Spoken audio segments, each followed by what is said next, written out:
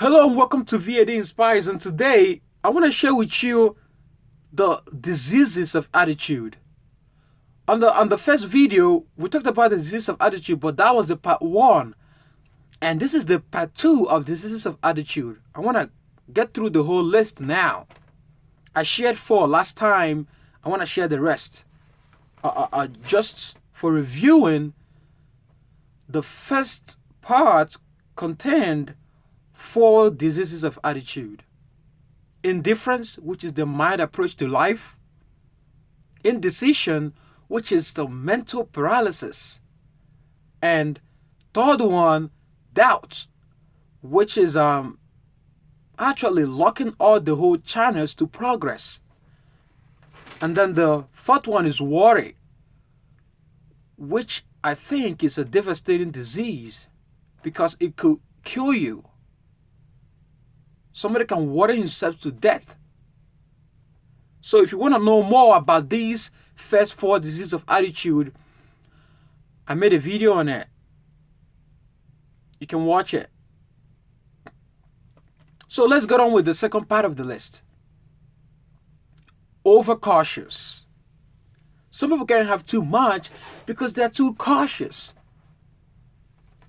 They're always looking for safe and security. Don't ask for security, ask for adventure. See, it doesn't matter how long you lived. All that matters is how well. It's better to live 50 years being brave and living out your life and doing that which you think is risky and actually coming through it than living 100 years safe in a corner like a lunatic. Because I think people who are always looking for security, they actually have a limited vision.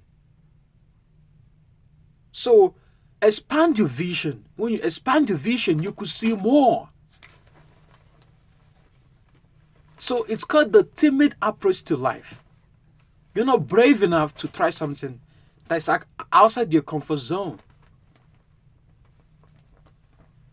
Listen, life is risky. Immediately you were born, it became risky. Growing up is risky. You might die before you grow up, but you grow up. Getting married is risky because you can break your heart. Having a kid is risky. Investing in a business is risky. It's all risky. This is how risky life is. You're not gonna get out of this life alive. So whatever you want to do, start doing it right now. So you can't be too reckless, but you can also be too cautious. Just right there in the middle.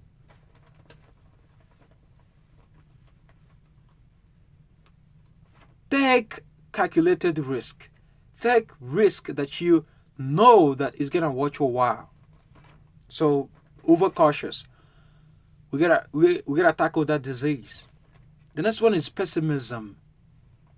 The poor pessimistic guy always looking for the difficult side, the side that won't work, the side, the bad side.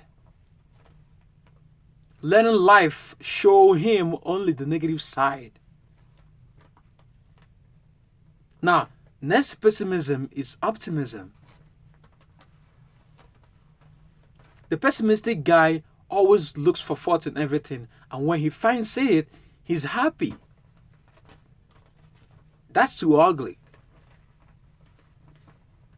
The cup is half empty, but it's also half full. So don't let life teach you only one way. Yes, you know the negative, handle it, but don't let it take over. So pessimism is actually a disease. So we gotta handle that. Moving on, we have the last disease of attitude. It's called complaining, whining, griping. Why is that? Why are we complaining? I think one major reason we complain and whine is that we don't want to take charge of what happened to us. We don't want to take responsibility of ourselves. So we complain to feel good because it's not our fault. And if it's not our fault, we can't fix it. We cannot wait for a magic Superman to come and fix it. So complaining is a disease because poor people complain a lot. People who are always sitting down and folding their fingers every day, they always complain. They don't want to take charge of their life. So to cure this disease, you have to start taking charge of your life. If something happens, take responsibility of it. Because when you understand and take responsibility of what happens, that's when you actually go to work to fix it. So that concludes this section of diseases of attitude. Let's go over the last part again. Overcautious, pessimism, complaining, and whining. Now, I'm going to leave you with this just to wrap up the whole message on diseases of attitude. And that is a message that I heard from Rohn. If you have been watching my video for a while, I think you will repeatedly hear his name. He's affected my life in a very, very great way. And I love him. He said, stand guard at the door of your mind. Stand guard at the door of your mind every single day. And you decide what gets in and what gets out. So don't let people dump in their negative and trashy words to your mind and soul, because you gotta live with it. See, it doesn't matter who gives you the bad stuff, it will still do the damage on your bank account. Your friend can mistakenly give you the bad advice.